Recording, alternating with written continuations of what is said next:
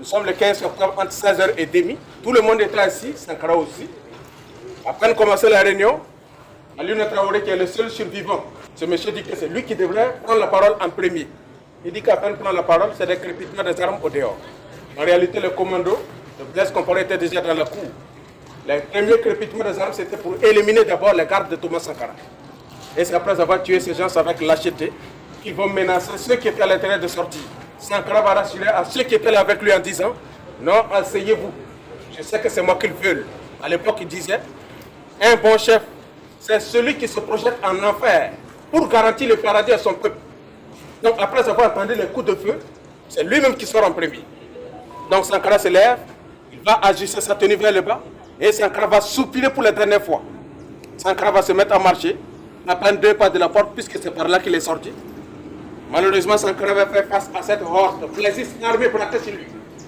Sankara soulève ses 2 mains comme pour dire que je ne suis pas là pour vous combattre. Malheureusement, ils n'étaient pas venus pour arrêter quelqu'un, ils étaient venus pour tuer. Et donc, ils savaient que Sankara n'était pas ce type de race d'homme où il fallait prendre ou aller emprisonner. Ils savaient très bien qu'emprisonner Sankara, c'est de transformer ces prisons en un lieu de tourisme. Donc, ils savaient qu'il fallait l'éliminer physiquement. Et pendant que Sankara sortait, ils criblaient Sankara marchant avec des balles. Finalement, Sankara va s'écrouler naturellement et c'est là où vous voyez le cercle rouge. C'est pour vous dire que c'est ici que Sankara est tombé exactement. Et donc, les points que vous voyez symbolisent la puissance des balles qui a perforé le corps de Thomas Sankara. Parce qu'il va tomber d'abord sur ses 2 genoux. Non content de tomber, Sankara prend le soin de les fixer.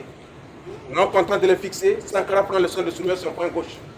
C'est à cause de ça, la statue, vous voyez la main gauche soulevée. Parce que c'est le tout dernier symbole mystique, je dirais historique, que Sankara va laisser à l'humanité. Avant de s'en aller, Sankara voulait tout simplement par cet acte dire que vous ne pouvez pas tuer Sankara. En tout cas, si vous voulez tuer Sankara, faites en sorte qu'aucune femme au Burkina Faso et en Afrique ne mette encore au monde un enfant. Parce que demain, les milliers de Sankara vont venir. Malheureusement, après Sankara, tous ceux qui étaient dans la salle, chacun est obligé de sortir à la queue leu. Et à tout rôle, on ne tape pas et tu tombes. C'est dans ça qu'une personne qui sort naturellement en dernière position, et miraculeusement, c'est lui qui sort vivant. On les a enfermés là-bas, et c'est le lendemain, on dit chacun à 40 ans. Il faut dire qu'aux premières heures, ils sont allés jeter son cadavre à la pâte à soie ou à la rate au cimetière de Draguenol, en creusant un trou. Ce n'est pas une tombe, hein. Tu mets ton pied là-bas, ça n'arrive pas au genou. Alors on a pris Sankara couché comme ça, comme un chien, sans paille ni rien. Ils ont pris la terre versée. Qu'est-ce que c'est donc? Les 12 autres personnes, c'est comme ça, on les a enterrés, c'est-à-dire avec assez de désintéressement. Donc l'objectif, c'était de les tuer sur le plan spirituel. Parce que tout le monde sait qu'en Afrique, on ne s'amuse pas avec un corps.